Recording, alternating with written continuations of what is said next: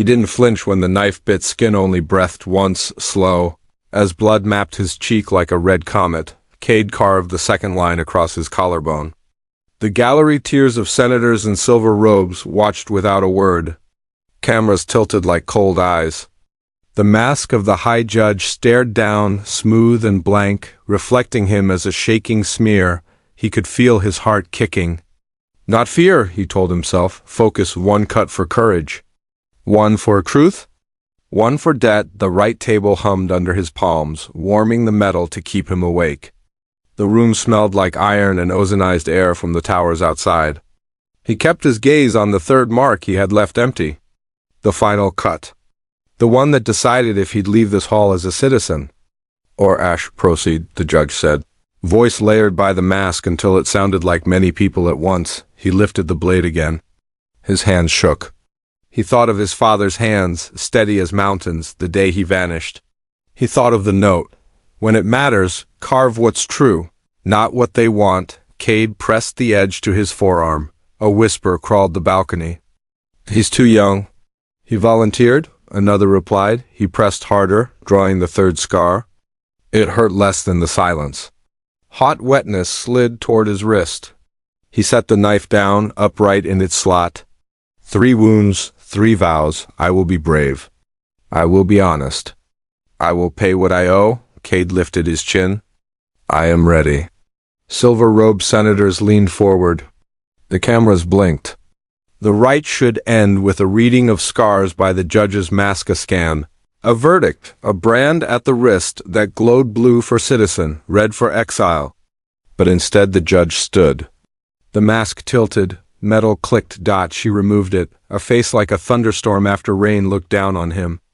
Dark eyes, a thin scar at the lip. Not old, not young. She studied him for a long breath, and in that silence the world seemed to bend. Your father spared me, she said. A ripple ran through the chamber. One senator stood so fast his chair scraped. Another hissed, objection to relevance. The judge's gaze never left Cade. When I was a field captain, we raided a refuge dome. Your father had me in his sights. He did not take the shot. Cade's throat tightened. The room swayed. He swallowed metal and dust. My father was an architect, he said, but it sounded weak, even to him. A low murmur swept the tears. The judge's voice softened. He was more than that. Cade remembered late nights. The power cuts. The scratched map his father rolled and hid. The way he'd press a finger to his lips when sirens passed. He had known there was something. He had chosen not to know. The judge slid the mask onto the dais with a flat ring. The rite is a measure of truth. Yours cut deep. But truth here is not just in blood. She raised her hand and the ceiling's prism opened. Light poured down like a blade. He smelled scorched air. A projection unfolded, a young man with Cade's eyes, older by a decade, on the edge of a rooftop with a rifle he recognized from old histories. Beside the image, a second file, a report of a raid canceled, a list of children spared. That is your father, the judge said. He did not carve these marks. He earned them.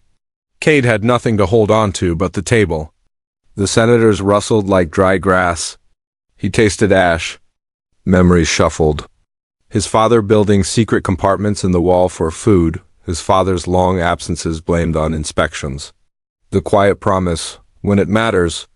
The judge looked past him to the Congress. The law says a child is not his parents' guilt. The old code says a spared life owes a debt. Today, both meet. Hi, Judge, snapped a senator with a diamond seal. The rite is not a debt ledger. Then you explain to this hall why the rite exists at all, she replied. We cut to see the built truth. It is not clean. It is not easy. Cade's head rang. He felt small and cold. Why tell me now? He asked, trying to keep his voice steady. Because you are about to walk a road, he started, the judge said. And because the Congress will ask my reason when I rid your scars. She leaned forward. Your third vow. What is the debt you think you owe? He looked down at the newest cut. The blood was already turning dark. He had thought it meant the debt to the city, food, hours, rules. But the hall felt wrong, like a stage. The judge's face, unmasked, felt like a door opening tonight. "My father spared you," he said. "So you spared me?" The judge's mouth twitched, almost a smile. "Not quite." Silence again. She palmed the control. The floor around Cade lit with a thin circle of blue. The table retracted. The blade sank. The right chamber shifted shape, panels folding like a machine flower. Beneath his feet, a spiral of symbols glowed, old runes from the border, outlawed script from the mountain clans. A senator gasped, "This is forbiddance." Cade's skin prickled. He'd seen these signs one time, when his father traced them on the fogged kitchen window and wiped them away before Cade could ask. "The rite has an older layer," the judge said. "Hidden under law. Why show me?" Cade whispered, "Because your father didn't just spare me," she said. "He made me swear. When the child comes, give him a choice." The chamber darkened. Only the spiral remained. The smell of ozone grew sharp, like a storm on stone. "What choice?" Cade asked. His voice felt very young now. The judge stepped down from the dais. Up close, he saw how tired she looked. "Take the citizen brand and forget this. Walk the straight road. Or step into the spiral and claim what your blood protects." "Protects?" He echoed. "The Congress hunts what moves in shadow," she said. "Your father was shadow. He held back the blade for me and for many. He believed the city could be made honest from within. He was wrong. He died for it." Cade's breath hitched. He heard it hit the floor. It sounded like a drop before thunder. "Died?" "They called it a collapse at the river works."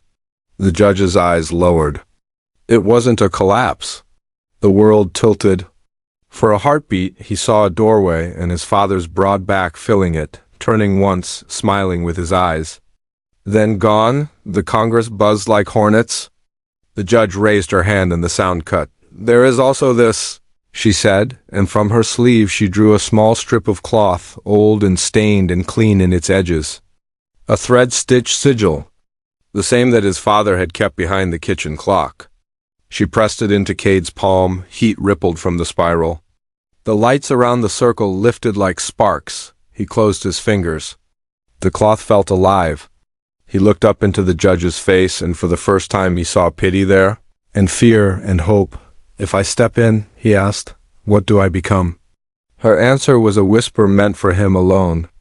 "What your father hid from the city. What the city needs." Cade took a breath. The circle thrummed. The senators leaned forward as one. He stepped, and the floor shuddered as a blast roared from far below, shaking the chamber. Sirens screamed. Somewhere, doors tore open. The judge spun toward the Congress, eyes wide. "They found us." Cade looked at the spiral and at the brander warming for his wrist. His heart pounded a war drum. He had one step to choose. Want the next chapter of this story? Tap follow so you don't miss part 2.